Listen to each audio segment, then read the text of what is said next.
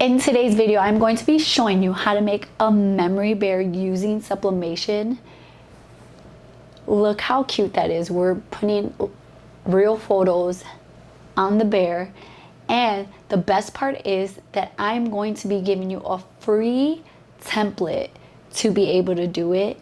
And I'm going to show you step by step how to put your own pictures into the template, how to print it out, how to sub, and how to sew this bear step by step. So if you want to see how to do it, just keep watching. If you're new to my channel, my name is Leslie. My channel is all about sublimation and sewing. So if either of those things interest you, please consider subscribing, joining my YouTube family, and let's jump into this video. To get started, you're going to need some polyester fabric. I'm going to be using no peel fleece from Joann's. I prefer the Joann's one over Hobby Lobby because the Hobby Lobby one is much thinner. The Joann's one is just a better quality to me, and it goes on sale at least once a month, like a really good sale. You can also use something like poly cotton, but know that this is going to change the way your image looks. So the picture is not going to be as clear as if you were using like fleece. Look how good this looks. This just looks a little more distorted because you have all the lines of the cotton is being woven, so you have all of those lines in there. But if you do go this route, I recommend using like fusible fleece or something to make it a little more sturdy. Sublimation portion, you're gonna need some butcher paper, some heat tape, your heat press. You're gonna need your design printed on sublimation paper. I am using Koala sublimation paper for this. I'll have all the supplies linked down below in the description. You're also going to need a lint roller. For the sewing portion, you're going to need a rotary cutter or fabric scissors. I'm be using a rotary cutter. And if you're using a rotary cutter, you need a cutting mat. You're also going to need some pins or clips. I'm going to be using sewing clips, and then your sewing machine, some thread, and then you're going to need some polyfill to fill up your teddy bear. You can get polyfill at Walmart, Joann's, Hobby Lobby, Michael's. You can even get polyfill buy like a cheap pillow, and you can get the filling, cut it open and use the filling from that as well. You're also going to need some safety eyes. You can order these on Amazon. I'll have the one I ordered linked down below if I can find it. But safety eyes come with these backings here, and this one has also safety noses as well. So this is safety eyes and the nose. If you wanted to, you can also embroider your eyes facial features on there if you want. It is completely up to you. To prep our fabric for sublimation, we're going to get a lint roller, and we're going to start lint rolling in the direction that our fabric fibers are going. So with fleece, if you go in one direction, the fibers will kind of stand up, and if you go the other direction, they'll lay nice and flat. So you want to lint roll the way that will make it lay nice and flat. And the reason for this is if you're not like lint rolling it or pressing it all to one side, your design is just going to be all crazy. And with fleece, if you sublimate on it and you move it the opposite direction, it's going to look white. So you want to make sure all your fibers are going the same way. Then you want to take your sublimation paper and you want to face it with your design face down. Place that on your fabric, grab some heat tape, and tape that down to your fabric. I like to trim my sublimation paper as close to my design as possible so I'm not wasting too much fabric. Once you have that taped down, we can take this to our heat press. You want to repeat this same step for all of your pattern pieces. And once you have it done for all of your pattern pieces, we can move to our heat press. Okay, so we're gonna put butcher paper down on our heat press. We're gonna preheat our heat press to 385 degrees. We're gonna take our pieces, making sure our sublimation paper is on top, and we're gonna place that down. And I like to do as many as I can at one time. Then we're gonna get some butcher paper and we're gonna put that on top. And we're gonna press for 60 seconds. You don't want too much pressure because then that's gonna flatten out your fleece. Then we're gonna take off our butcher paper. And then we're carefully going to take off our sublimation paper, making sure we're going in the direction that the fabric is going.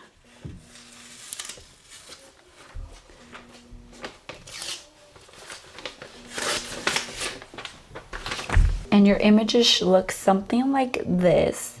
And now we're going to take this over to our cutting mat. Once you have subbed on your fabric, you want to take your rotary cutter and you're going to use that outline that you created to guide you in cutting this out. So you're basically going to take your rotary cutter or fabric scissors and you're going to cut along that black line. And this is why I like a rotary cutter, because it's a lot more precise than fabric scissors. And you can do it so much faster. And don't worry if you still have a little bit of black on there. That's gonna get sewn in your seam allowance, so it really doesn't matter. So now you want to cut out all of your sublimated pieces. Once you have cut them all, I recommend to kind of divide them. So I'm going to put all of my hand pieces, my arm pieces together, my body pieces together, my feet together, my ear pieces together, and then my head pieces together. We're gonna start off by taking our two side head pieces and we're gonna line them up right sides together along this short curved edge right here. And this is the mouthpiece. Then you wanna pin or clip them along that edge right there. And then we're gonna take this to our sewing machine and we're gonna sew along that edge at a 1/4 seam allowance. Okay, once you have sewn that short edge, you want to either take your scissors and cut a bunch of little slits through it, or I'm going to use some pinking shears and I'm just going to trim my seam allowance with pinking shears, and that's just going to help that curve lay nicely. So now we're going to open up the piece that we just sewed and we're going to get our center head piece.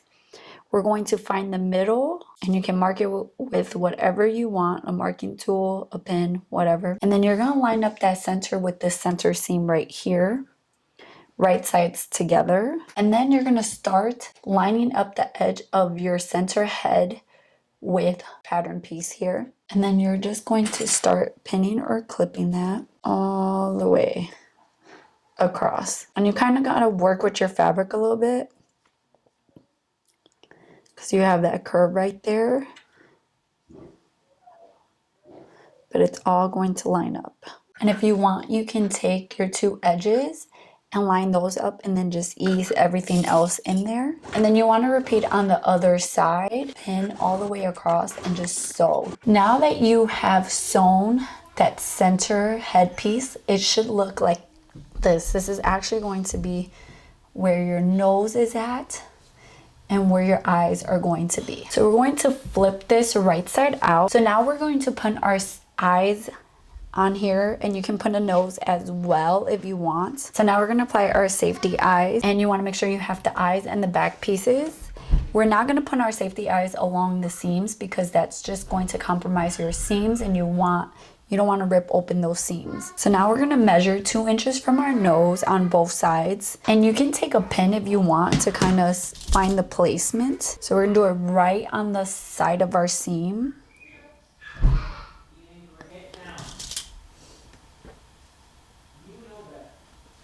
So once you have found the placement of your eyes, you want to take some scissors and cut a very small hole, like super tiny. And then you want to stick your eye through that hole, just like that. And once you have done that, you want to get the backing of your eye and you want to place that on there and push it and make sure it snaps all the way through so that it's nice and secure, just like that. And then you want to repeat that for your other eye. And then you want to add your nose, but you want to make sure, so I did mine, let me show you, like right by the seam, but not on the seam, because again, we don't want to compromise that seam, but I did it close enough where I can kind of move it and it will kind of look centered. And I picked this cute little heart nose. And now look at that face. That face is starting to look like a real face. So now we're gonna start working on our ears. They should all be the same. Front and back are gonna be exactly the same. But for me, I'm gonna do some pictures on the front and just solid on the back. So we're going to grab our front and back pieces and we're going to clip or pin these together. And we're going to do this for both. And we're gonna sew at a 1/4 seam allowance along the round edge. making sure to backstitch at beginning and end. Once you have sewn your ears, you can take your scissors and clip along that seam, or you can just take pinking shears and trim down your seam allowance. And this is going to help with the bulk.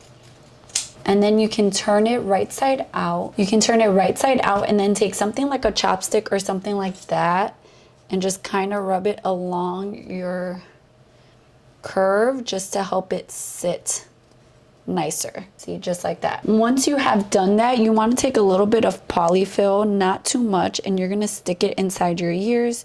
You just want to give them a little bit of definition and fluff, and then you can take it to your sewing machine and you can just baste this bottom part down, and you can repeat that for the other ear. You want to get your head, you're going to line up one edge of your ear with this seam you have right here, and you want to do it with the back side facing up, because when we sew this, it's going to end up going like that. I'm going to use some pins just to make sure that it stays in place. And you want to make sure you're doing that for both ears. And then you can take this to your sewing machine and you can baste those down. And that basting stitch is just going to help you make sure that your ears are sewn in and you don't accidentally miss them. Now we're going to get the back head pieces and we're going to line them up right sides together where the two red lines are at. And we're going to take that to our sewing machine and we're going to sew along this edge at a 1/4 seam allowance. Once you have sewn those pieces together, we're going to flip it with this curved part downward and we're going to open it up. We're going to take the front of our head and we're going to fold these two seam allowances towards each other and find the center part of our head. You can use a pin or something to help you mark that. Then we're going to get the piece we just sewed. We're going to open it up with the right side facing us and the curve in the bottom. This is going to be the neck. Then we're going to get the front of our head and we're going to line up that pin, that center mark with the center of the head here. And then you're going to start just pinning and clipping all the way around the edges, leaving the bottom curve alone. That's going to be the neck part. Once you have done that, you're going to take this to your sewing machine and you're going to sew at a 1/4 seam allowance from here all the way to the other edge, making sure to backstitch at beginning and end. Once we have sewn that, you can clip your curves all the way around or use pinking shears. And then we're just going to flip this right side out. And now your head is finished. Look how cute that is. We're going to get our two front belly pieces and we're going to line them up right sides together. And we're going to pin or clip along this seam. So you have a more curved seam that kind of sticks out and then a more less pronounced seam. And this is the one that we're going to sew along. We're also going to take our back pieces and we're going to fold them right sides together along this triangle seam here. And we're going to pin or clip just along that short edge right there. And we're going to sew both of these seams at a 1/4 seam allowance, making sure to backstitch at the beginning and end. Once you have sewn your front belly pieces, you want to make sure to clip your curve or use your pinking shears to trim that seam allowance. And your back piece should look like this once you have sewn it. Now we're going to start working on our leg. We're going to take two of our mirrored leg pieces and we're going to line those up right sides together. And we're going to clip or pin alongside the back seam here as well as the front seam. We're leaving the bottom and the top alone. Once we have clipped that along this back leg piece, we're going to actually take a marker or any marking tool you want to use and we're going to mark an opening, and this opening is going to be where we're actually going to stuff our leg with polyfill. So make sure that you leave yourself a good enough opening. So we're going to take this to our sewing machine and we're going to sew at a 1/4 seam allowance. On the back leg, we're going to start here and end at our mark. We're going to leave this alone and then we're going to start here, backstitch and sew till the end and backstitch. Then along that front edge, we're just sewing at a 1/4 seam allowance all the way from the top to the bottom of the foot. Once you have sewn your foot, you can clip along the curve, these two curves, this inward curve and then this outward curve. Now what we're going to do is we're going to quarter our foot. So we're going to line up these two seams right here and then we're going to grab our fabric and go all the way as far as it goes, and we're going to pin that just use a pin, or you can kind of notch it with your scissors. And this is just gonna help us sew on the sole of our foot much easier. We're gonna do the same to the other side, just like that. Now we're gonna take our bottom sole pieces, and you should have a red mark on the top. What I like to do is I'm gonna grab the bottom and I'm going to just fold it up to the top. And where that red mark is, I'm going to put a pin on that side. But then I'm going to use that as a mark and a guide to find the back of the bottom of my sole. And I'm putting a pin there as well. And since this is already folded this way, we can actually find our other 2 quarter points.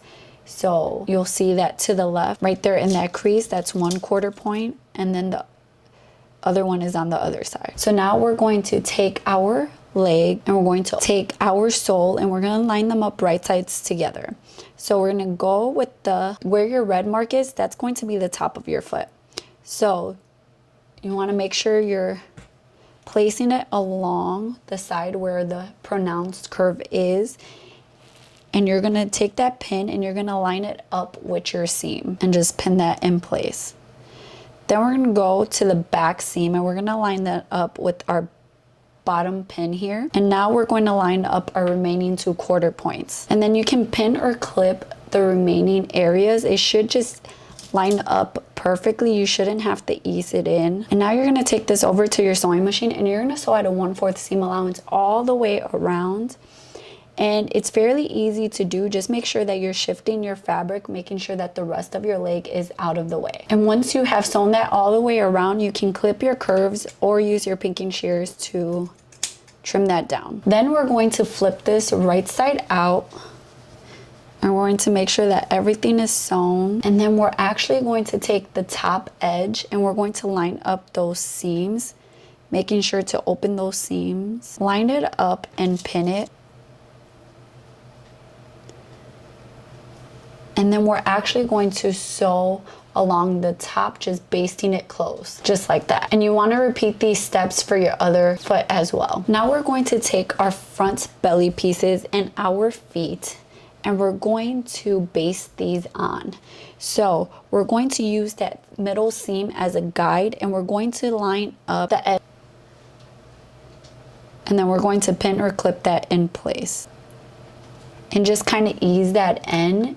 And then you want to take this to your sewing machine and you're just going to baste that down. And this is just going to make sure that when we sew everything together, we don't accidentally leave out the foot. And you want to repeat this for the other leg as well. Now we're going to grab our 2 back pieces and we're going to line them up along the edge that we did not sew the dart. We're going to then pin or clip that, and we're going to take this to our sewing machine and we're going to sew at a 1/4 seam allowance all the way across. This is future me coming to remind you to leave an opening here on this seam, and you want it to be big enough because you're going to be using this as a way to stuff your belly and your head. So keep that in mind. I forgot and I already trimmed my fabric, which is going to make it harder to close it up. Once you have sewn it, it should look something like this. And those darts right there kind of create the bottom of the bear. Now we're going to take 2 mirrored arm pieces and we're going to face those right sides together.